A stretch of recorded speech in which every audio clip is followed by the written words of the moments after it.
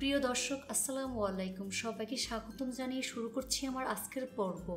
আজকে আমি আপনাদের আলু আর 1.5 কাপ ময়দা দিয়ে ভীষণ মজার পটেটো পার্সেল তৈরি করে দেখাবো।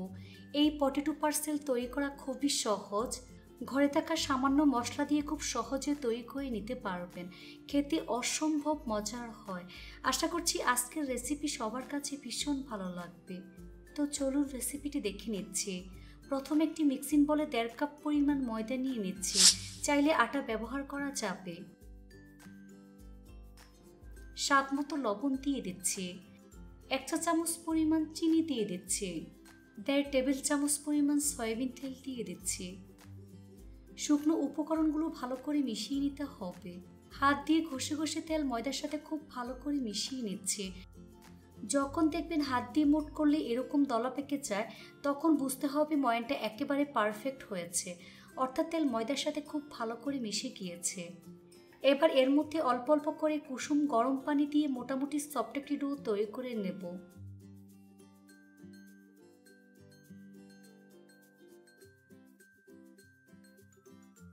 ডোটা মাখানো হয়ে গিয়েছে। এই ডোটাকে আরও কিছুক্ষণ সময় নিয়ে মথে নিতে হবে।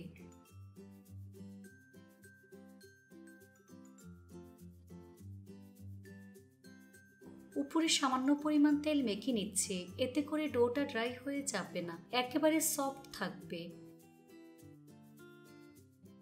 কিচেন টাওয়াল দিয়ে ঢেকে দিচ্ছি। তারপর ঢাকনা দিয়ে ঢেকে রেখে দেবো প্রায় 20 মিনিটের মতো। এই ফাঁকে চুলা একটি ফ্রাই প্যান বসিয়ে এর মধ্যে 2 টেবিল চামচ পরিমাণ সয়াবিন তেল দিয়ে দিচ্ছি। তেল গরম হয়ে আসলে এর মধ্যে 1/2 চা চামচ পরিমাণ আস্ত জিরা দিয়ে দিচ্ছি। সাথে 1/2 কাপ পরিমাণ পেঁয়াজ কুচি, 1 থেকে 2টি কাঁচামরিচ কুচি। এবার পেঁয়াজটাকে কিছুক্ষণ ভেজে নিতে হবে। এবার এর মধ্যে 2টি মিডিয়াম সাইজের ম্যাশ করা সিদ্ধ আলু দিয়ে দিচ্ছি। দিয়ে দিচ্ছি স্বাদ মতো লবণ। গরম মশলার গুঁড়া 1/4 চা চামচ পরিমাণ, 1/2 চা চামচ পরিমাণ কালো গোলমরিচের গুঁড়া দিয়ে দিচ্ছি। 1 প্যাকেট ম্যাগি ম্যাজিক মশলা দিয়ে দিচ্ছি। এই ম্যাজিক মশলা ব্যবহার করলে অন্য কোনো মশলার প্রয়োজন হবে না। গুঁড়া মশলা আলুর সাথে খুব ভালো করে মিশিয়ে নিচ্ছে। চুলার আঁচ মিডিয়ামে রেখে এভাবে 5 থেকে 6 মিনিটের মতো ভেজে নিতে হবে। নামানোর আগে কিছুটা পরিমাণ ধনিয়া পাতা কুচি অ্যাড করে দিচ্ছে। তারপর ভালো করে মিশিয়ে নেব। এই তো আমার পুরটা রান্না হয়ে গিয়েছে। এখন চুলা বন্ধ করে এই পুরটাকে ভালো করে ঠান্ডা করে নেব। ফিরে আসলাম 20 মিনিট পর। এখন ঢাকনা সরিয়ে ডোটাকে আরো কিছুক্ষণ সময় নিয়ে মথে নিতে হবে। তারপর ডোটাকে সমান 2 ভাগে ভাগ করে নেব। এখান থেকে একটি লেচি নিয়ে ঠিক এভাবে গোল বলের মতো আমি তৈরি করে নিচ্ছি। বাকি লেচিটাকে একইভাবে গোল বলের মতো আমি তৈরি করে নিয়েছি। এখান থেকে একটি বল বোর্ডের উপর রেখে হাত দিয়ে চেপে চ্যাপ্টা করে নেব। তারপর বেলুন দিয়ে বেলে মিডিয়াম পুরুত্বের লম্বাটে একটি রুটি আমি তৈরি করে নেব। রুটিটাকে খুব বেশি মোটা করে ফেলা যাবে না, আবার অনেক বেশি পাতলা করে ফেলা যাবে না।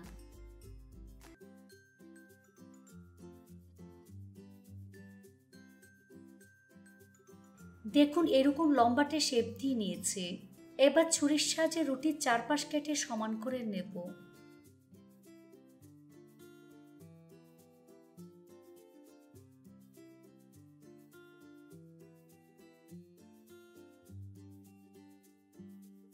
তারপর ছুরির সাহায্যে সমান 3 ভাগে ভাগ করে নেব, অর্থাৎ 3টি শীট আমি কেটে নিচ্ছি। এবার শীটের এক সাইডে পরিমাণ মতো আলুর পুর দিয়ে দিচ্ছি। শীটের চারপাশে পানি লাগিয়ে নিচ্ছি। তারপর ঠিক এভাবে আমি ফোল্ড করে নিচ্ছি। এবার সাইডটাতে চেপে সিল করে দিচ্ছি। খুব ভালো করে চেপে সিল করে দিবেন, তা না হলে ভাজার সময় পুর বের হয়ে যাবে। বাকিগুলোকে একইভাবে আমি ফোল্ড করে নেব, আর চারপাশে পানি লাগিয়ে নিতে হবে।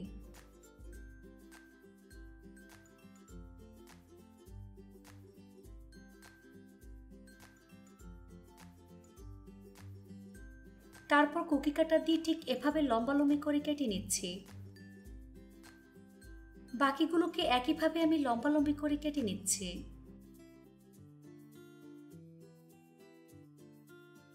এবার একটি নাস্তার চারপাশে পানি লাগিয়ে নিচ্ছে। পানি খুব ভালো করে লাগিয়ে নিতে হবে, তা না হলে ভাজার সময় খুলে যাবে। এবার খুবই সাবধানে আমি ফোল্ড করে নিচ্ছি। হাত দিয়ে খুব ভালো করে চেপে সিল করে দিতে হবে।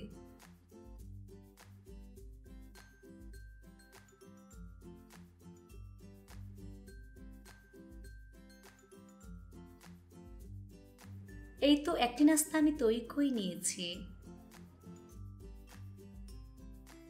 একইভাবে আরেকটি তৈরি করে আপনাদের দেখিয়ে দিচ্ছি।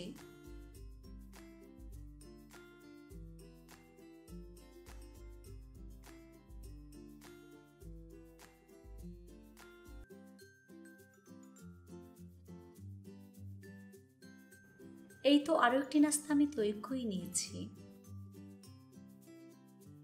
সবগুলো নাস্তা একইভাবে আমি তৈরি করে নিয়েছি।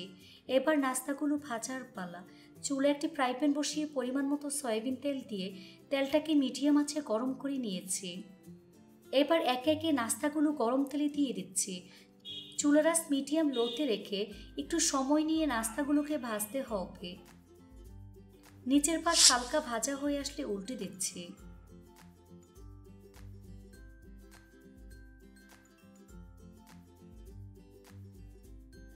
এভাবে কিছুক্ষণ পরপর উল্টে পাল্টে গোল্ডেন ব্রাউন কালার এবং ক্রিস্পি করে ভেজে নিতে হবে।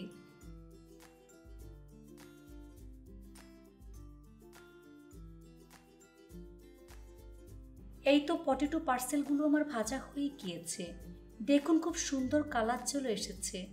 এখন ছাঁকনি দিয়ে তেল ছেঁকে নাস্তা প্লেটে তুলে নিচ্ছি। তেল ভালো করে ছড়িয়ে নিতে হবে। তারপর পরিবেশন করে আপনাদের দেখিয়ে দিচ্ছি। দেখুন আমার পটেটো পার্সেল দেখতে মাশাআল্লাহ কতটা সুন্দর এবং কতটা লোভনীয় হয়েছে। এটা শুধু দেখতেই সুন্দর না, খেতে অসম্ভব মজার হয়েছে। এভাবে একবার হলেও বাসায় তৈরি করে দেখবেন। এটা তৈরি করে খেলেই বুঝতে পারবেন ঠিক কতটা মজার। রেসিপিটি ভালো লাগলে অবশ্যই একটি লাইক দিয়ে দিবেন। ফ্রেন্ডস অ্যান্ড ফ্যামিলির সাথে বেশি করে শেয়ার করবেন। সবাই অনেক বেশি ভালো থাকবেন। আল্লাহ হাফেজ।